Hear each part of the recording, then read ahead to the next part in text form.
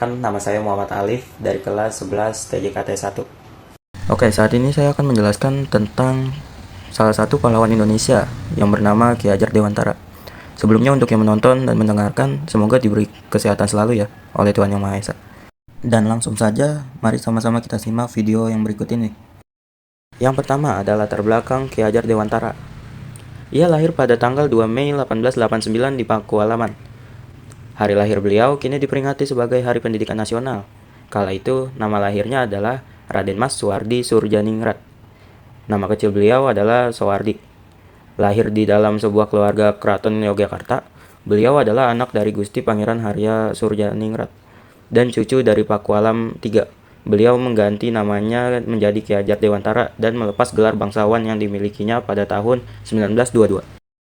Next, untuk yang kedua merupakan riwayat hidup dan pendidikan Ki Hajar Dewantara. Dengan status keluarga tersebut, Suwardi Surjaningrat atau yang kita kenal sebagai Ki Hajar Dewantara, selain mendapatkan pendidikan formal di lingkungan Istana Pakualam, juga mendapat pendidikan formal antara lain nih. Yang pertama, Europese Lagere School atau yang disingkat ILS atau Sekolah Belanda 3. Yang kedua, Quake School atau Sekolah Guru di Yogyakarta. Yang ketiga merupakan School Thought of Playing Fun in this Artsen atau yang disingkat Stovia, sekolah kedokteran yang berada di Jakarta. Pendidikan di Stovia ini tidak dapat diselesaikan karena ia sakit. Selanjutnya adalah riwayat perjuangan Ki Hajar Dewantara. Tidak menamatkan studi di Stovia, Ki Hajar Dewantara mulai bekerja sebagai wartawan dan penulis di sejumlah surat kabar, di antaranya Midan Java, The Express, Kaum Muda, dan Cahaya Timur. Ia mendirikan Taman Siswa pada tahun 1922. Sebuah lembaga pendidikan yang menekankan pentingnya pendidikan yang sesuai dengan budaya Indonesia. Selain itu, ia juga aktif dalam gerakan nasionalis, menyuarakan hak-hak rakyat, dan melawan kolonialisme.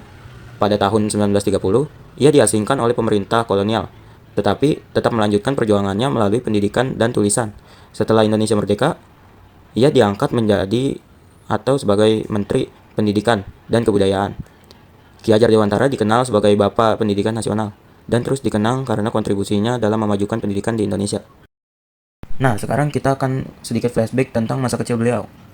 Sejak kecil, Ki Hajar Dewantara sudah terpapar oleh budaya dan tradisi Jawa yang kental.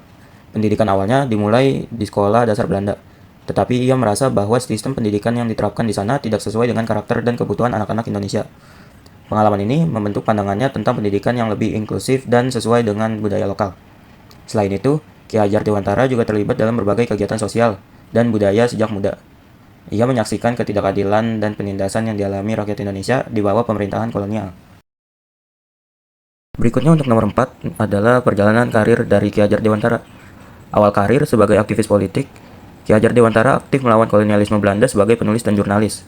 Karya yang terkenalnya adalah Als ik eens Nederlander was, yang berisi tentang mengkritik kebijakan Belanda yang membuatnya diasingkan ke Belanda pada 1913. Saat itu, Ki Hajar Dewantara studi di Belanda selama pengasingan.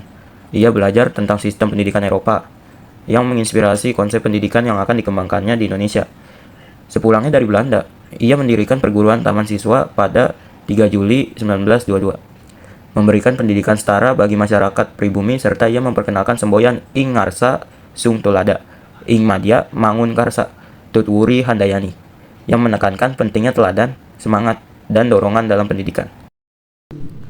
Inilah prestasi-prestasi yang didapatkan oleh Ki Hajar Dewantara selama ia berpendidikan di Belanda maupun setelah dia kembali ke Indonesia, yaitu adalah 1. Bapak Pendidikan Nasional Indonesia. Yang kedua, Sistem Pendidikan Taman Siswa. Yang ketiga, Menteri Pendidikan pertama Indonesia. Yang keempat, Pengaruh Global. Yang kelima, Kontribusi dalam Penulisan. Nah, tiba juga nih di penghujung cerita. Ini adalah masa pensiun dan akhir hidup dari Ki Hajar Dewantara. Kita akan membahas masa pensiunnya dulu. Masa pensiun Ki Hajar Dewantara ditandai dengan fokusnya pada pengembangan pendidikan dan aktivitas sosial setelah Indonesia merdeka. Setelah proklamasi kemerdekaan, ia kembali aktif dalam dunia pendidikan dan berkontribusi pada pembangunan sistem pendidikan nasional. Ki Hajar Dewantara mendirikan Dewan Pendidikan Nasional dan terus memperjuangkan pendidikan yang lebih baik untuk rakyat. Lalu yang terakhir, akhir hidup Ki Hajar Dewantara. Beliau meninggal pada 26 April 1959 di Yogyakarta. Hingga akhir hayatnya, ia tetap dihormati sebagai pelopor pendidikan di Indonesia. Warisannya terus dikenang, terutama dalam prinsip pendidikan yang berorientasi pada pengembangan karakter dan budaya bangsa. Oke, jadi cukup sekian untuk penjelasan dan presentasi singkat saya tentang salah satu tokoh pahlawan Indonesia, yaitu Ki Hajar Dewantara. Semoga menambah sedikit wawasan kita semua. Sampai jumpa di ketidaksengajaan berikutnya. See you.